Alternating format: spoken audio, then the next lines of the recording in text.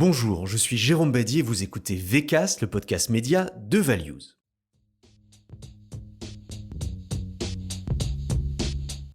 Pour ce 28e épisode de VCast, nous allons nous intéresser à un mini-phénomène dans le monde merveilleux du média, le retail média.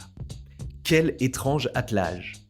Le média du commerce de détail, si je traduis, ou le commerce de détail en média.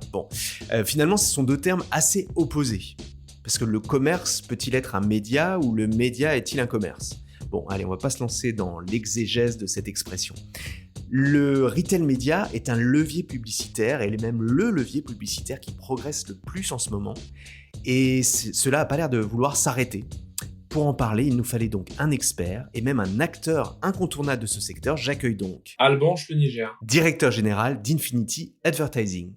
Bonjour Alban. Bonjour Jérôme. Tout d'abord, est-ce que tu peux te présenter un petit peu et surtout nous dire ce qu'est Infinity Advertising? Oui, merci Jérôme pour l'invitation tout d'abord. Et donc, je me présente, je suis Alban Schleniger. Je dirige depuis sa création Infinity Advertising, qui est la joint venture entre le groupe Intermarché et le groupe Casino. Donc c'est une régie publicitaire qui rassemble les actifs digitaux de quatre enseignes de la grande distribution alimentaire, Monoprix, Franprix, Casino et Intermarché. Donc c'est un ensemble qui pèse un petit peu plus de 20% de part de marché sur la grande distribution alimentaire. Alors dans cet épisode, il va être question donc de retail média, je l'ai dit. Le retail, on voit bien ce que c'est, donc je disais le commerce de détail, mais le retail média, il faudrait que tu nous dises un petit peu exactement ce que c'est. Tu nous as déjà cité des retailers, Intermarché, etc. Donc dis-nous exactement ce que c'est. Et qui dit média dit fortement stratégie média. Et donc quelles sont les différentes stratégies qui s'offrent à nous avec le retail média? Voilà, un peu des points de définition, on va dire. Alors si je peux vulgariser un peu ce terme qui effectivement est devenu très à la mode ces derniers mois, mais qui finalement existe depuis des décennies. Pour moi, c'est assez simple. Ce sont des leviers publicitaires qui vont permettre à une marque de booster ses ventes dans un magasin ou sur un site de e-commerce. C'est pas plus compliqué que ça. Alors après, si on prend dans le détail, effectivement, il existe beaucoup de leviers. Mais pour un annonceur, c'est juste la possibilité d'acheter une campagne publicitaire qui va derrière lui permettre, d'avoir de la visibilité auprès des chalands d'un magasin ou des internautes sur un site e-commerce, donc d'obtenir de la visibilité. Donc le terme média, il est pas galvaudé, mais également aussi d'avoir un impact sur ses ventes, puisqu'on est dans un magasin, on est sur un site e-commerce. Et donc, on est là pour faire des achats quand on est chaland ou internaute. Donc, le terme du retail média, il inclut effectivement une notion de contact sur cible, d'exposition à un message publicitaire, mais aussi un impact sur des ventes. Ok, effectivement, comme tu dis, on peut parler des stop rayons, de l'affichage sur les caddies, tout ça, c'était déjà du retail média en fait. Ok. Tout à fait. Okay. Mais ça s'appelait pas retail média, donc ça y est, on a trouvé un terme qui est bien marketé et qu'on peut reprendre, mais qui est un énorme fourre-tout. Et effectivement, tous les dispositifs qu'on pouvait retrouver en magasin, des kakémonos, les affichages caisses, etc. Ça s'inscrit dans le retail média. Alors maintenant, il y a ce côté un peu plus digital dans ce qu'on imagine dans cette, on va dire, explosion de ce secteur-là.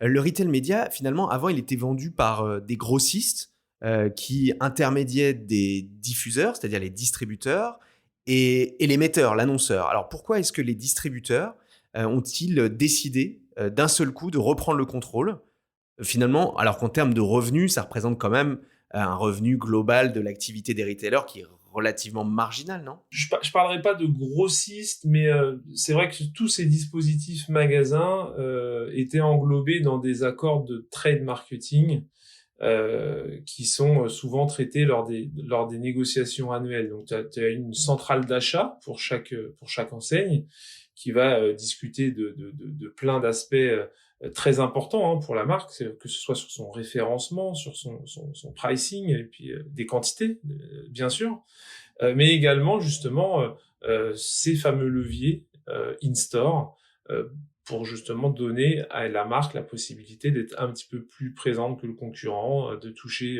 plus précisément ces clients-là. Et c'est vrai qu'aujourd'hui, alors on parle des leviers digitaux, c'est pour ça que moi j'emploie plutôt maintenant le terme de e-retail media, puisque chez Infinity Advertising, on a une régie 100% digitale, donc on ne touche absolument pas à ces leviers publicitaires en magasin ou, comme on le dit dans le métier, sur le carrelage. Donc nous, on fait que du e-retail media, et c'est vrai que c'est un marché qui est plus récent que les leviers magasins, et qui a été fortement influencé par le pionnier du e-retail media qui est Amazon. Et donc ce modèle-là d'avoir un e-commerçant, donc un marchand, mais qui intègre également des leviers in-house et une force commerciale in-house, est en train d'être repris un petit peu partout. Donc, comme tous les sujets, souvent les acteurs fonctionnent par étapes. Donc, c'est des sujets qui ont environ 5 ans, puisque sur la grande distribution alimentaire, il y a eu un réel boost pendant la période de confinement, avec un marché du drive qui a été multiplié par 4. Et c'est à partir de ce moment-là que les revenus sont devenus significatifs, que la demande a été exponentielle. Aujourd'hui, vous avez des marques qui réalisent jusqu'à 20% de leur part de marché via le drive. C'était complètement absent, ce type de chiffre il y a encore 3 ans. Donc ça existait, mais c'était petit encore, puisque c'était proportionnel à ce que pesait le marché du drive sur la grande distribution alimentaire. Et donc forcément, comme toute organisation, si un sujet est microscopique, on le confie à une structure externe, et puis ça permet aussi de tester, de pas prendre de risques, d'apprendre. Mais à partir du moment où le marché a explosé, et on a parlé de plusieurs dizaines de millions d'euros, forcément, on se dit que on apprend toujours mieux, et ça, moi, j'y crois beaucoup. À un moment donné, si on veut devenir expert d'un sujet, on peut pas laisser la main à un acteur externe. Il faut construire son équipe, il faut apprendre. C'est souvent en se plantant qu'on apprend. Faut faire les choses, faut mettre les mains dans le cambouis. Si on enlève un intermédiaire, la marge se retrouve améliorée. Avant de parler des grands acteurs, et tu as déjà cité Amazon, peut-être expliquer concrètement le e-retail media. C'est quoi? C'est des annonces, c'est un peu comme le SEA, c'est le référencement payant sur les moteurs de recherche. Je sais qu'on peut travailler en extension d'audience. Est-ce que tu peux me donner un petit peu les différentes, on va dire, stratégies médias qui sont liées au e-retail media? Moi, pour simplifier ce marché du e-retail media, je le divise on va dire en 2 piliers. Un premier pilier qu'on appelle le on-site, et un deuxième pilier qu'on appelle le off-site. Et donc, dans le on-site, tu vas retrouver l'ensemble des leviers publicitaires diffusés sur le site du e-commerçant. Et sur le off-site, tu vas retrouver des leviers publicitaires qui vont être à l'extérieur du site du e-commerçant. Donc, je vais commencer par ce levier off-site. Le levier off-site, aujourd'hui, c'est le levier qui est le plus en vogue, puisque il s'agit en fait d'exploiter le ciblage des encartés fidélité. Donc, chaque enseigne a des programmes de fidélité avec une souscription en ligne, un consentement, et derrière, on va avoir la possibilité d'adresser un message personnalisé ou non, spécifiquement à l'encarté, mais dans l'environnement digital global. Ça veut dire qu'on peut, en faisant de l'onboarding, on va pouvoir retrouver cet encarté de façon anonymisée. On va pouvoir le retrouver partout, qu'il soit sur YouTube, qu'il soit sur Facebook, qu'il soit en train de regarder un article sur le Figaro ou l'Équipe. On va pouvoir le toucher. Et donc ça, c'est nouveau pour tout directeur marketing d'une grande marque de FMCG. C'est la possibilité de cibler précisément une typologie d'acheteurs. On cible des acheteurs. On ne cible plus juste un comportement de navigation. Et c'est ça qui est nouveau. Donc ça veut dire que moi, j'ai ma carte fidélité chez Intermarché, par exemple. Dedans, j'ai renseigné un certain nombre d'informations, mon prénom, mon nom, mon adresse email, peut-être un peu plus que ça. Et en fait, en fonction des sites que je vais visiter parce que je suis logué, c'est ça, ça marche avec le logging en fait. Comment on fait pour me retrouver moi? On va, nous, pouvoir analyser les transactions. Et c'est ça qui est important. Donc aujourd'hui, quand on parle de transactions, on va surtout parler des transactions magasins, parce que c'est là encore là où il y en a le plus. Hein. C'est encore 90% hein, du business pour une enseigne alimentaire. Donc, ces données qu'on récupère via le ticket de caisse, c'est vraiment ça qu'on analyse. Et donc, dans un ticket de caisse, si on le prend ligne par ligne, on va retrouver des informations comme le nom du magasin, l'adresse du magasin, mais également, bien sûr, l'ensemble des achats. Donc, quel est le produit, dans quelle quantité il a été acheté et à quelle fréquence. Et donc, c'est ça aujourd'hui qui intéresse les annonceurs, de dire, moi, je ne veux pas cibler à l'aveugle la population française. J'ai pas envie juste qu'on me donne un potentiel de ciblage sur des comportements, de dire je vais cibler les gens qui sont allés une fois regarder telle ou telle vidéo. Je veux cibler plus précisément. Je veux cibler les acheteurs des marques concurrentes. Je veux cibler des gens qui ont testé mon produit une fois il y a quelques mois, mais je ne les ai plus revus. Ils ne l'achètent plus au magasin. Pourquoi je veux les retargeter. Et puis pour boucler la boucle, ce qui est très important, c'est qu'on va être capable surtout de mesurer l'impact. Et c'est toujours ça, et c'est ça la clé du marché du retail média, c'est qu'on est, oui, dans des KPI d'exposition, de ciblage, d'interaction avec la publicité, mais surtout on va rajouter une couche de KPI performance. C'est-à-dire que derrière, on va être capable de dire ces personnes-là, ces encartés fidélité qu'on avait ciblés, j'avais ciblé les acheteurs de mon produit et j'ai envie d'augmenter la fréquence d'achat, je vais savoir exactement qui, dans cette cible, qui a été exposé à ma publicité, qui a cliqué sur ma publicité et qui a acheté mon produit en magasin. Puisque la personne fait ses courses avec sa carte de fidélité, je vais pouvoir continuer à avoir une vision sur son panier d'achat. Est-ce que ma publicité a réellement influencé sur le parcours d'achat du client? Ok, donc ça c'est le off-site. Et donc sur le on-site. Et donc le on-site, tu as un éventail de produits publicitaires que tu vas pouvoir intégrer dans le tunnel d'achat du e-commerçant. Ça va de l'influence du mot-clé. Donc tu parlais tout à l'heure du SIA inventé par Google. Tu as la même chose. Aujourd'hui, quand un Français fait ses courses sur du Drive, tu as à peu près 60% des articles qu'il met dans son panier qui sont issus d'une recherche. Donc ça veut dire qu'il commence toujours par rechercher avec un mot-clé son article. Et donc tu as la possibilité, c'est ce qu'on appelle le search sponsorisé. C'est ce qui aujourd'hui pèse 75% des revenus publicitaires d'Amazon, par exemple. Et donc, tu vas pouvoir influencer le résultat de la recherche. Donc, quand tu as l'affichage de la recherche, l'annonceur peut acheter les positions. Alors, ça dépend après des sites. Est-ce que tout de suite, c'est la première ligne où tu vas pouvoir positionner ta publicité? Et donc, toujours avec la possibilité de traquer finement combien de personnes ont... J'achète le mot-clé yaourt, je suis Danone, j'achète le mot-clé yaourt. Combien de personnes l'ont tapé, combien de personnes ont vu la publicité, combien de personnes ont cliqué sur la publicité, et bien sûr, combien de personnes ont mis au panier le yaourt que je présentais et donc l'ont acheté. Donc ça, c'est un des premiers leviers on-site et c'est celui qui se développe le plus vite, le search sponsorisé.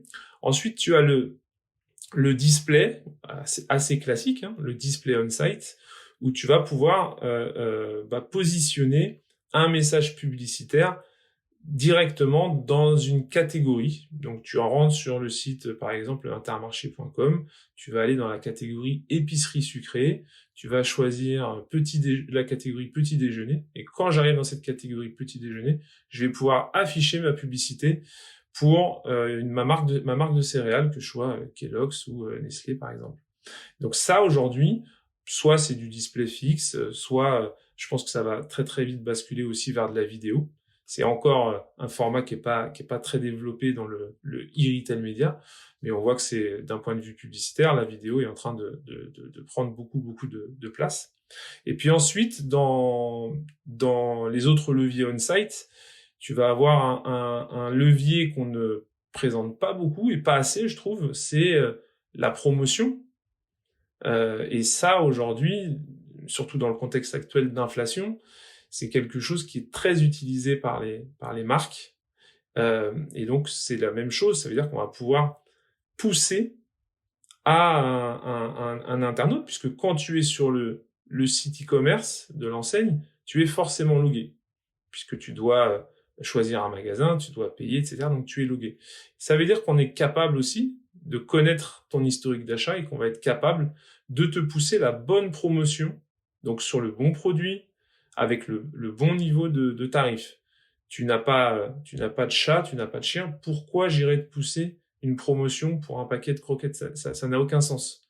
Et donc, c'est ça aussi la révolution du retail média, c'est qu'on va pouvoir accompagner les marques beaucoup plus finement, beaucoup plus efficacement aussi, dans la distribution de ce qu'on appelle la générosité, puisque on est aujourd'hui dans un marché quand même très très drivé par des concurrences de prix, une attractivité prix qui est de plus en plus importante, notamment dans le contexte inflationniste.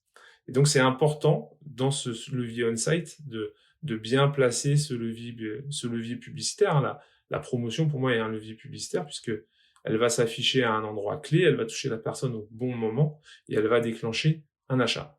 Bon, petite question subsidiaire qui me vient, est-ce qu'on pourrait imaginer des techniques un peu de yield marketing, un peu comme en hôtellerie, c'est-à-dire effectivement, ça me fait penser à ça sur les promos en fait, c'est-à-dire d'afficher les promos en fonction du prix que tu as déjà acheté soit en magasin, soit sur le site. Sur les promos, ça existe et c'est nous, en tout cas chez Infinity Advertising, c'est quelque chose qu'on propose sur les 4 enseignes qu'on accompagne, Franprix, Monoprix, Casino et Intermarché. Donc on pousse de façon personnalisée une promotion à chaque encarté. C'est-à-dire que toi et moi, on n'a peut-être pas la même structure familiale, on n'a peut-être pas les mêmes habitudes de consommation, mais si un industriel souhaitait positionner une générosité, j'en sais rien, sur un pack d'eau, bah, peut-être que toi, tu aurais 20 centimes et que moi, j'aurais 30 centimes parce que je suis peut-être plus, j'achète peut-être moins souvent cette marque-là et pour me déclencher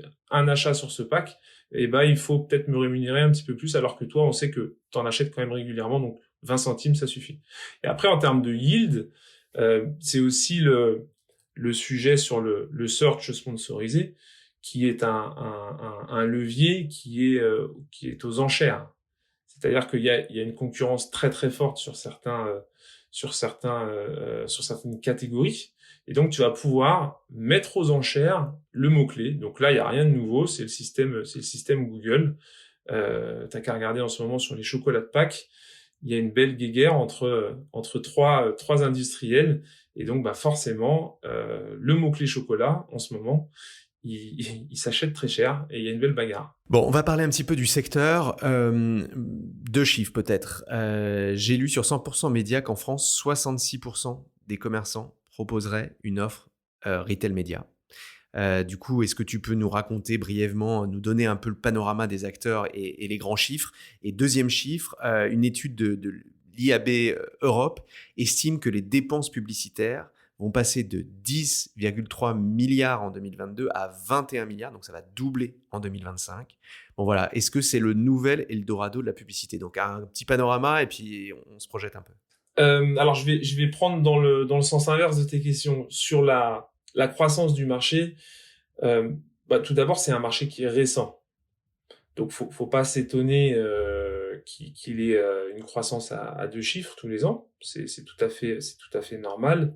À partir du moment où un produit fait ses preuves et qu'il donne des garanties à ses clients, ça progresse et ça progresse vite parce qu'il est récent. Ce qui est important, si je place Infinity dedans et je mets l'ensemble aussi des acteurs, c'est que cette croissance, elle continuera si on fait pas n'importe quoi. Il y a un vrai buzzword hein, en ce moment sur le retail média. Mais moi, je pense qu'il faut quand même faire attention. C'est-à-dire que une des promesses du retail média, et ce qui fait que beaucoup d'annonceurs s'y intéressent, c'est la promesse de performance, la promesse de retour sur investissement. C'est ça, aujourd'hui, qui différencie le retail média des autres leviers publicitaires plus traditionnels, la radio, l'affichage, la presse, la télé. C'est qu'il y a cette partie performance. On n'est pas uniquement en train de parler de couverture sur cible et de répétition ou d'attention, parce que ça, il faut aussi en parler. On a dit que le retail média, c'était à la fois du commerce et du média, mais il y a quelque chose d'important, c'est que quand on fait ses courses sur un site e-commerce, on n'est pas en train de faire du lèche-vitrine. On est attentif, on remplit son caddie, donc je peux vous dire que quand la publicité, elle s'affiche, vous avez une attention qui est maximale. Je ferme la parenthèse. Et donc pour moi, cette croissance, oui, elle est possible parce que le marché est encore jeune, et elle sera réalisable que si on fait nos preuves collectivement. C'est-à-dire qu'on arrive à toujours prouver qu'un euro investi en rapporte plus.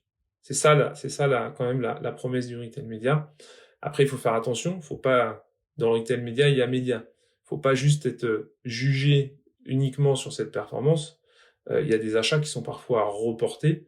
Et donc, il faut quand même inclure dedans, c'est pour ça que je le mentionne, il faut inclure cette partie couverture sur cible avec une attention qui est maximale. Donc ça doit être quand même pris en compte dans le bilan de fin de campagne. Ça, c'est hyper important. Et donc ce marché, il va continuer aussi à croître parce que des deux côtés, on est qu'au début. Quand je parle des deux côtés, c'est qu'il y a encore énormément de e-commerçants qui n'ont pas d'offres. Donc, il va y avoir dans les prochains mois, les prochaines années, énormément de sites qui vont ajouter ces leviers-là et qui vont certainement aussi construire, s'ils ont une taille significative, construire leur propre offre en interne. Et puis ensuite, il y a aussi de l'autre côté le nombre d'annonceurs. Aujourd'hui, c'est un marché qui a été pris d'assaut par les grands comptes, les multinationales, etc., qui sont allés très très vite, qui ont créé des équipes en interne pour avoir un niveau d'expertise fort. On a la même chose dans les agences médias, qui très très vite se sont adaptées pour pouvoir accompagner avec un bon niveau d'expertise leurs clients annonceurs. Mais il y a encore énormément d'annonceurs qui restent dans un budget média qui est traditionnel ou qui reste encore très magasin. Donc le e-retail média, aujourd'hui, il y a encore beaucoup d'annonceurs à convaincre et aussi beaucoup de e-commerçants à convaincre. Si on prend le top 20 de la FEVAD, il y a encore pas mal de sites qui n'ont pas une offre retail média mature. Donc oui, la croissance, elle va continuer. Et puis si je réponds à la première question, c'est pas un choix évident de se lancer avec sa propre équipe, sa propre offre, de monter une régie en interne. Il faut vraiment triturer aussi les chiffres dans tous les sens. Il y a un coût d'entrée. Et c'est vrai que je vois ce qu'on a fait chez Infinity. Il y avait quand même une conviction forte parce qu'au préalable, il y avait quand même un matelas de revenus qui avait été observé avec des prestataires externes. Donc la phase de test and learn, elle est quand même assez importante et ça peut aider un décideur à justement à prendre une décision dans ce sens. Faut prendre son temps comme d'habitude, mais c'est toujours bien d'être rassuré avec des vrais chiffres, et pour avoir des vrais chiffres, autant partir de façon très très rapide avec un prestataire externe. Il y a des gens très bien qui font ça, et après s'il y a une forte conviction, si les revenus sont suffisants, les revenus ils dépendent de quoi? Ils dépendent de l'audience, c'est assez simple. Donc il y a Il y a des sites qui, forcément, je pense, n'auront pas la taille significative, la taille suffisante pour se lancer tout seul. Ouais, donc c'est bien de se rassembler effectivement pour aller chercher des audiences plus importantes. C'est aussi ce qu'on a fait chez Infinity Advertising. Si je prends notre secteur, la grande distribution alimentaire, une enseigne qui fait moins de 10% de part de marché aura beaucoup de mal à adresser ce marché seul. Parce que aussi c'est très spécifique à la France, hein.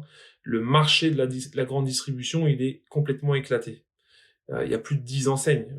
Tu te rends compte, c'est il y a pas, je pense pas, hein, je pense pas qu'il y ait d'autres pays où il y a encore un tel éclatement. Donc le marché, c'est sûr, à un moment donné, il va se concentrer. Mais aujourd'hui, si tu es une marque, j'en sais rien, une marque une marque de yaourt, tu lances une innovation sur le marché, tu lances une nouvelle marque, un nouveau produit, tu travailles sur ton plan de lancement, c'est pas possible. C'est chronophage. Si tu devais appeler chaque régie de chaque enseigne, c'est pas possible. C'est pas possible, ça prendrait trop de temps, et puis à piloter derrière, ça serait un vrai casse-tête. Donc c'est pour ça qu'on a fait le choix chez Infinity de faire ce regroupement de 4 enseignes pour avoir une taille critique. Parce que sinon, qu'est-ce qui se passe? C'est ce qu'on a vu dans les autres médias. Ça va partir chez les GAFA. Aujourd'hui, c'est la force d'un Google ou d'un Facebook. C'est un seul point d'entrée avec un reach immédiat qui est colossal. Et donc, ça facilite le travail d'une équipe marketing ou d'une agence média. Justement, tu parles des agences médias. Comment se finance aujourd'hui? Est-ce que tu as une vue de la manière dont les marques financent ces dispositifs de retail média? Est-ce qu'ils vont prélever dans les budgets médias traditionnels? Ou bien est-ce qu'ils vont transformer des canaux comme par exemple le trade marketing dont on a parlé, hein, donc c'est-à-dire tout ce qui touche, on va dire, au merchandising, à la promotion dans le magasin, sur le carrelage, c'est ça? Voilà, d'où viennent ces budgets, ou est-ce que c'est tout simplement des budgets incrémentaux? On peut pas généraliser. Il y a chaque structure a son fonctionnement. On le voit dans les grandes multinationales et qui ont quand même pris une certaine avance sur ce marché. Ce qu'on peut voir par moment, c'est assez simple, c'est combien le e-commerce pèse dans mon chiffre d'affaires. Je prends mon budget média annuel et j'assigne la même quote-part au e-retail média. Après, souvent, et ça, c'est le début, c'est normal, et là-dessus, il va y avoir des ajustements. Il y a encore, quand je présentais les deux piliers du e-retail média, le on-site et le off-site, il y a une séparation qui est nette dans les organisations internes des annonceurs.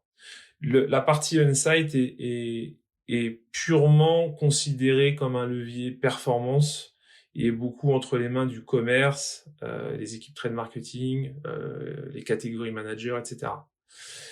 Quand on voit la partie off-site, on est plutôt dans un sujet qui est porté par les équipes communication, équipes médias, et là il y a aussi un gros poids dans la prise de décision, dans la définition des budgets. Ils sont très très conseillés aussi par les agences médias. Voilà, on est sur cette partie extension d'audience quand il s'agit de cibler les bonnes personnes sur YouTube, sur Facebook ou en programmatique, IAB, etc. On est dans les mêmes plans qu'un plan télé ou qu'un plan affichage. Et donc là, aujourd'hui, il y a pas de généralité.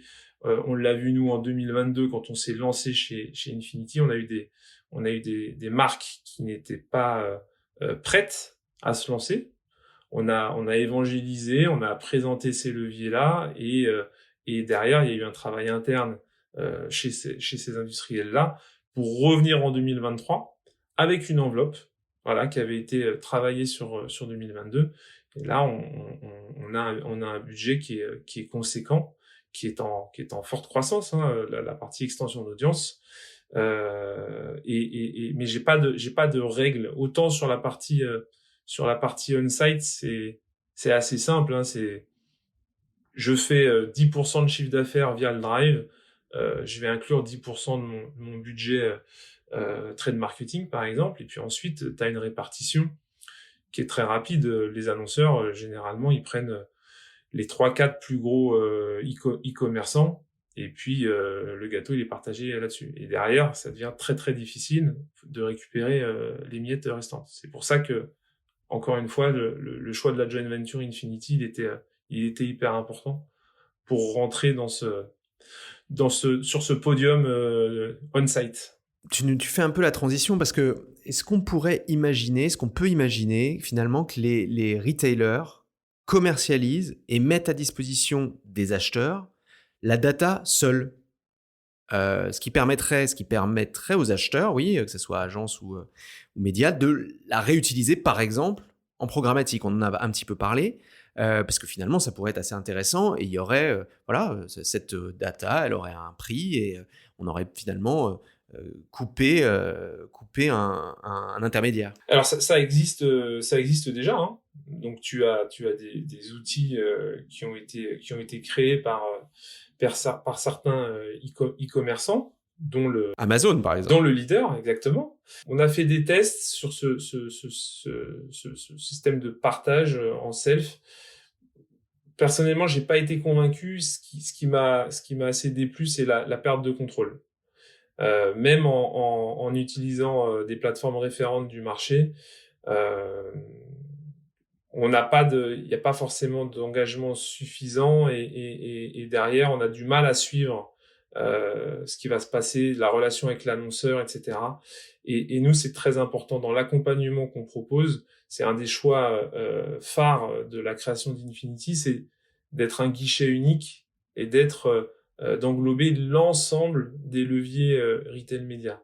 Et aujourd'hui, nous, c'est très très important qu'on ait cette relation avec les agences, avec les marques, pour aussi comprendre quel est le plan d'animation commerciale annuel, pour derrière nous avoir une proposition qui est 360, avec de la promotion personnalisée, avec du on-site, avec des propositions de plans médias en extension d'audience.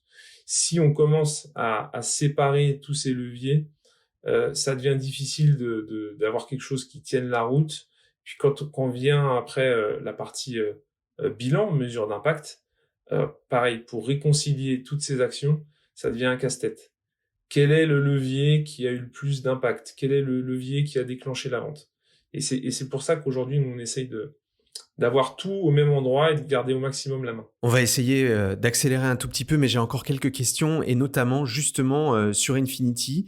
Est-ce que vous prévoyez de multiplier les accords avec d'autres fournisseurs de data, d'enrichissement avec d'autres fournisseurs de data, exemple, une data croisée, Infinity croisée avec un site de petites annonces, par exemple? Je raisonne toujours avec mes deux piliers. Sur la partie extension d'audience, off-site, donc, on est la base leader en France sur la verticale alimentaire.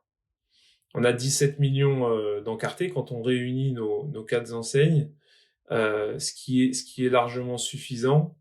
On le voit, hein, les campagnes qu'on réalise, les cibles qu'on va définir pour les annonceurs, elles sont rarement couvertes à 100%. C'est-à-dire qu'on met à disposition un segment avec plusieurs millions d'encartés, et nous on fait une recommandation de dire si sur cette cible-là vous voulez avoir une couverture suffisante, si vous voulez une répétition d'au moins 4, il faudrait mettre tel budget.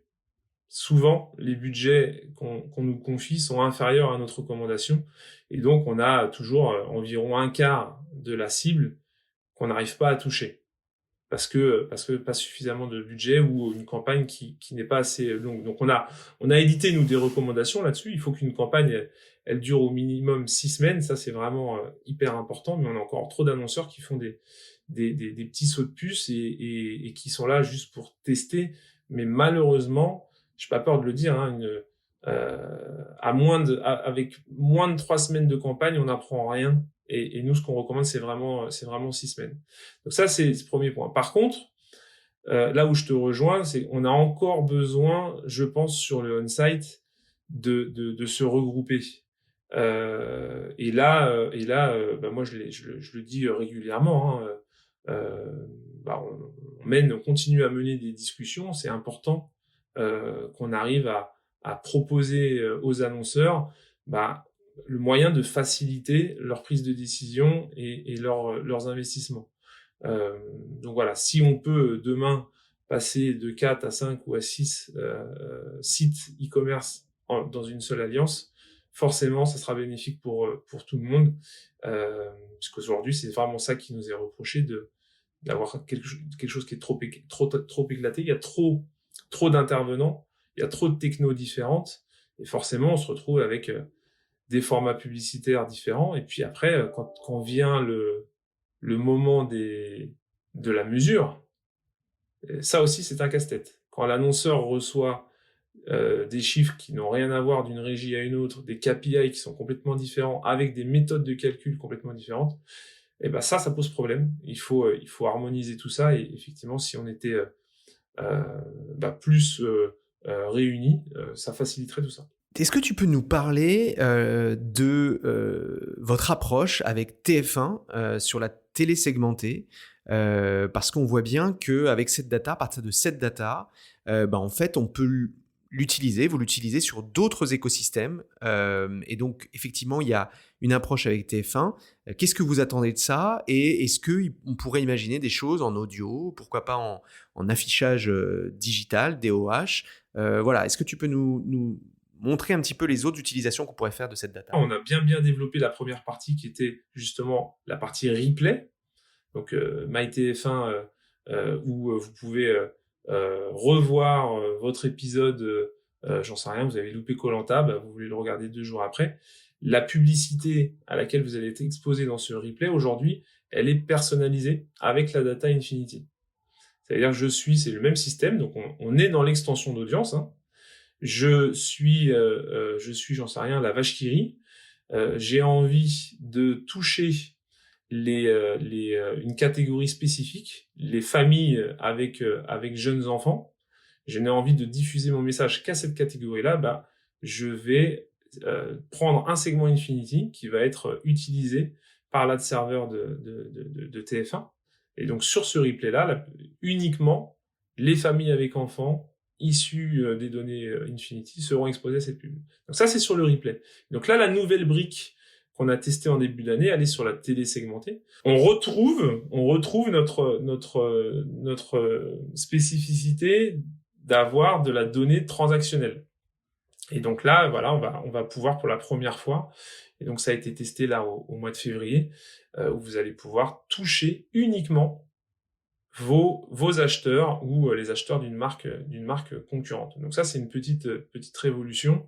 On est les premiers à le faire, et on en est très très fiers. On a fait ce test qui a été concluant, et donc on pense que ce marché va se développer. On en est vraiment qu'au tout début, puisqu'il y a une étape qui est très importante, c'est l'opt-in opérateur, puisque pour être ciblé, il faut avoir accepté un opt-in. Et donc ça prend un petit peu de temps, mais il y a déjà une bonne partie de la population française là qui est adressable. Donc ça va être un beau challenge pour 2023, de développer ce marché main dans la main avec notre partenaire TF1.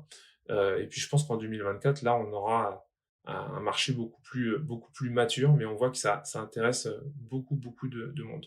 Eh bien, on va s'arrêter là. Merci beaucoup, Alban. Tu nous as donné un beau panorama de ce qu'est le retail média, le e-retail média.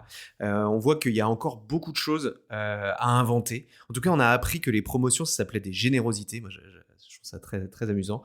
On voit aussi que c'est un marché qui est très récent. Donc, tu nous as dit que c'était normal que ça progresse fort pour l'instant. Encore relativement éclaté, mais tout ça tend quand même à s'unifier, ou en tout cas à s'harmoniser. Je retiens aussi qu'il y a une vraie question sur l'harmonisation de la mesure pour que les annonceurs, les agences, pour que tout le monde parle un peu le même langage et puisse comparer les différents leviers. Tu nous as dit aussi que pour toi, le bon KPI d'une campagne de e-retail media, c'était 6 semaines. Donc voilà, on retient ton conseil, en tout cas c'est le tien. Et on voit aussi que finalement l'écosystème il s'agrandit puisque les chaînes de télévision maintenant, les acteurs historiques, mais aussi les telcos, voilà, c'est tout ça fait un ensemble pour proposer une offre complète. Merci beaucoup Alban. Merci Jérôme. Et quant à vous, je vous donne rendez-vous très bientôt pour un nouveau numéro de VCast, le podcast média de Values. D'ici là, n'hésitez pas à nous laisser des messages, mettre des étoiles sur votre application de podcast préférée. Ciao.